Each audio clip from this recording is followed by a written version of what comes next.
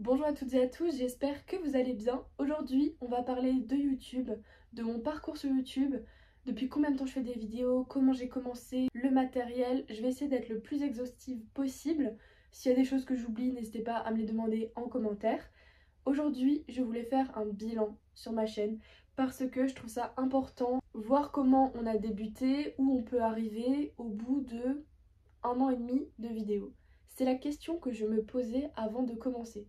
Donc j'espère qu'en y répondant aujourd'hui dans cette vidéo, ça pourra décider certaines personnes à se lancer. À l'heure où je vous parle, il y a 99 vidéos sur ma chaîne YouTube qui sont disponibles. Donc j'ai créé 99 vidéos et avec celle-ci 100 vidéos dans une durée de 1 an et 8 mois à peu près. Puisque j'ai commencé le 1er janvier 2022 à publier ma première vidéo et depuis je ne me suis pas arrêtée jusqu'à maintenant. Donc la fréquence de publication était de 1 vidéo par semaine et ensuite depuis peu elle est passée à 1 vidéo tous les 10 jours pour me permettre d'avoir un peu plus de temps au niveau du montage, de pas me mettre trop de pression parce que vous le savez ou non mais j'ai un travail à côté de YouTube, je ne vis pas de la création de contenu, je pense que vous vous en doutez au vu du nombre d'abonnés, etc. Donc du coup, pour commencer, on va parler de la chaîne. Donc là, je reviens juste sur mes statistiques. Normalement, j'ai l'application, voilà, YouTube Studio à télécharger absolument si vous voulez créer votre chaîne YouTube. Donc cette application me permet de voir quelles vidéos ont le plus fonctionné ou non en termes de j'aime, de commentaires, de vues, de visualiser le nombre précis d'abonnés et de répondre aux commentaires.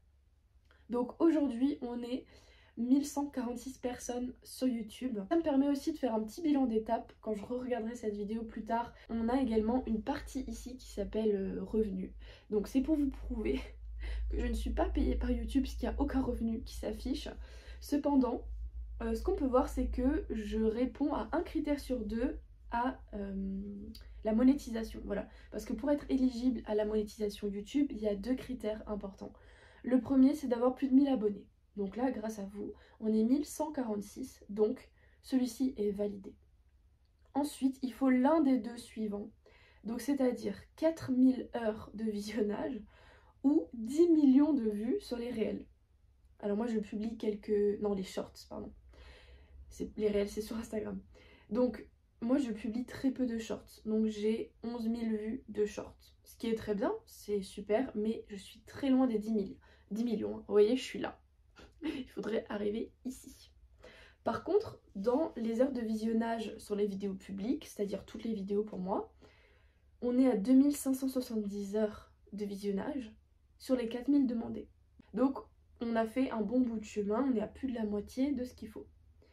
C'est pas un but ultime en soi, mais je préfère expliquer comment ça fonctionne parce que souvent on pense que pour soutenir son créateur ou sa créatrice de contenu préféré, il suffit de liker la vidéo, de s'abonner et c'est bon. Pas vraiment, parce qu'en fait votre abonnement n'a pas de valeur si vous regardez pas mes vidéos. C'est pour ça que moi je préférerais limite que les gens qui regardent pas les vidéos, bah ils se désabonnent. Parce que ça sert à rien d'avoir 10 millions d'abonnés, j'extrapole, si t'as 3 vues.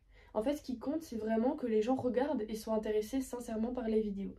Donc dans l'idée, si vous voulez faire quelque chose pour soutenir la chaîne de complètement gratuit évidemment, c'est donc de vous abonner, ça c'est logique, mais c'est plutôt de regarder les vidéos, de la regarder du début à la fin. Si vous n'avez pas le temps ou pas envie, de temps en temps mettre une playlist en fond, en fait de regarder les vidéos en continu. Et je sais que certains d'entre vous l'ont fait parce que j'en ai parlé sur Instagram en expliquant l'algorithme YouTube avec mes mots.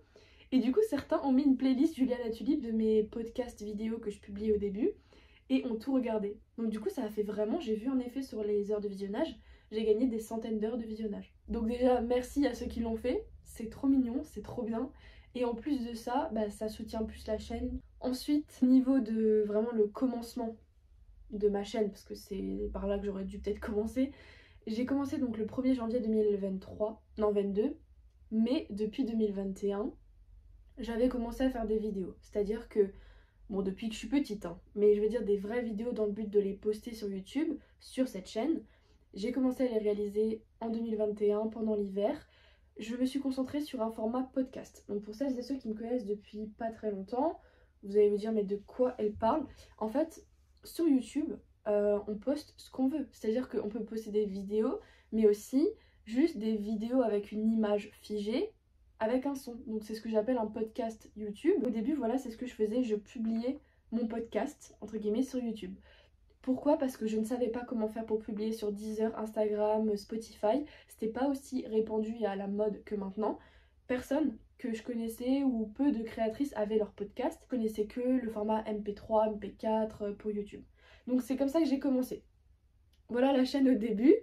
Donc ça c'est trop bien parce que du coup il y a vraiment une première vidéo avec une photo pixel, donc libre de droit, avec une petite miniature avec le logo, et qu'en fait quand on clique dessus, alors d'ailleurs il y a des pubs sur mes vidéos, mais sachez que je ne touche rien sur ces pubs, hein. Donc quand on clique sur la vidéo et qu'on attend que la pub passe, qu'on ne peut pas passer, on voit qu'en fait il n'y a pas de vidéo, en fait c'est juste une image figée, voilà, de mon logo. Et en fait, je parle sur cette image, voilà. Donc ça, c'est un montage vidéo que j'ai réalisé avec iMovie. C'est un logiciel gratuit sur Apple. Mais sinon, vous avez également CapCut, qui est très bien et qui est très efficace pour faire ce genre de montage. Vous pouvez vous enregistrer la voix avec un enregistreur vocal, l'exporter en MP3 dans le logiciel, rajouter une image et ça fait un MP4. Voilà. Le format MP4, du coup, vous le publiez sur YouTube et c'est bon. Donc moi j'avais commencé à faire plusieurs vidéos comme ça en avance. Donc je pense qu'au moins les 15 premières vidéos, elles étaient déjà filmées, enregistrées avant même que ma chaîne ne démarre. Donc je les avais mis en programmé pour qu'elles sortent chaque semaine une par une. Donc ça c'était mon astuce pour me lancer, pour avoir une régularité sur au moins 3 mois. Ensuite, au fur et à mesure, je continuais à les produire. Donc dès que j'avais un petit peu le temps, après le boulot, quand j'avais des vacances, quand j'avais des week-ends, j'enregistrais un podcast, je le montais dans la même journée parce que c'était faisable, c'est pas des grosses vidéos avec beaucoup de montage, hein. Vous parlez pendant 10, 15, 20 minutes, vous coupez les bugs et ensuite vous mettez une image. Ensuite, j'ai essayé de mettre des vidéos libres de droit pour que ce soit un peu plus sympa à regarder. Au fur et à mesure, j'ai commencé à faire 2-3 vidéos où on ne me voyait pas. Donc par exemple la vidéo sur les champignons, on voit que je suis en forêt en train de ramasser les champignons. Ensuite on les cuisine, je donne des recettes, mais on me voit pas, on voit pas ma tête. En 2023, j'ai voulu donner un nouveau tournant à ma chaîne et je me suis dit, tu sais quoi? Tu vas te lancer et tu vas montrer ta tête. Voilà, tu vas essayer de montrer petit à petit d'autres choses. Donc j'ai montré des retours de courses, des budgets dans lesquels on me voit écrire. Je vous montre comment je réalise mon jardin en palette. C'est une vidéo qui a beaucoup plu. Elle a 9000 vues, ce qui est incroyable. Je suis désolée si je regarde par là, mais je regarde ma tablette. En fait, je peux la mettre là. Je fais une vidéo sur comment organiser mes papiers, des idées de menus par semaine, tout ça. Ça commence avec des vidéos où on voit mon environnement jusqu'à ce que vraiment je me décide. Donc la date précise c'était il y a à peu près 3 mois. C'était le 25 mai, donc pour mon anniversaire parce que je suis née le 24. Je me suis dit, tu sais quoi? Je vais montrer ma tête.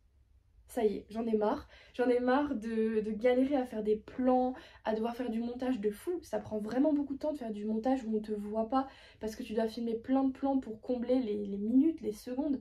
Tout ce que j'ai dit jusqu'à maintenant, là ça fait à peu près 10 minutes de tournage pour moi. Et en fait c'est 10 minutes dans lesquelles je dois tailler uniquement. C'est pas 10 minutes à créer grâce à des rushs. Donc franchement, ça a été beaucoup plus simple au niveau du montage. Après j'ai fait des vlogs voyage. Et depuis, j'ai pas arrêté de faire des vidéos face caméra. J'ai pris conscience que j'étais très attachée au regard des gens, à ce qu'on pouvait dire, penser de moi. En fait, il faut arriver à se dire que on s'en fiche. On s'en fiche, en fait, on le fait pour nous. Moi, mes vidéos, je sais qu'elles font de mal à personne, que ce que je dis, c'est intéressant, j'espère. C'est des choses qui n'incitent pas à la haine. Il n'y a pas de politique, il n'y a pas de... Je sais pas comment expliquer. Il n'y a pas de problématique, en fait, dans ce que je partage. Je suis pas en train de m'exposer, d'être en danger dans ce que je fais, dans ce que je dis. Voilà, je suis juste moi face à une caméra et je parle de ce qui m'intéresse, de réduire votre consommation, du minimalisme, comment économiser, comment faire les choses mieux pour avoir un mode de vie plus simple selon moi. Et c'est tout. S'il y a des gens qui sont intéressés, c'est super. Aujourd'hui on est plus de 1146 personnes ici, c'est incroyable. Et si ça intéresse plus de 1000 personnes, c'est super. Le but premier de faire des vidéos YouTube, c'est pour soi, c'est pour partager des choses certes, mais aussi pour en garder des souvenirs, pour construire sa pensée, se renseigner sur des sujets avant d'en parler, s'instruire, enfin bref, moi ça m'apporte beaucoup de choses, c'est vraiment une passion. Là ça fait 1 heure que je suis devant ma caméra, vous le réalisez pas parce que j'essaie de faire plusieurs vidéos en avance, puisque là en ce moment je suis dans une transition professionnelle et je ne sais pas trop si j'aurai le temps d'en produire d'autres régulièrement, donc je m'avance.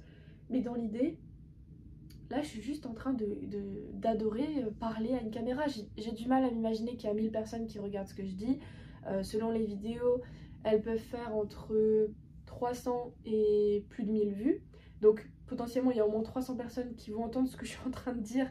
Et ça c'est bizarre, mais c'est un kiff total. Donc faites-le pour vous, n'hésitez pas à tenter.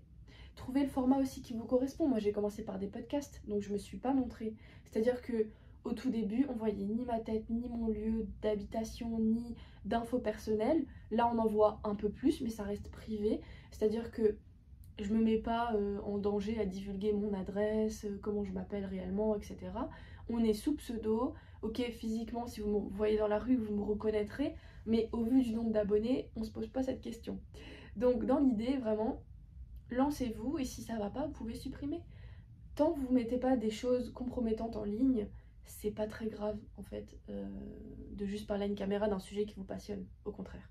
Au niveau du matériel, alors moi j'utilise la tablette, donc c'est un iPad 9, bon ça n'a pas d'importance, sur lequel j'ai un logiciel gratuit qui s'appelle iMovie pour faire les vidéos.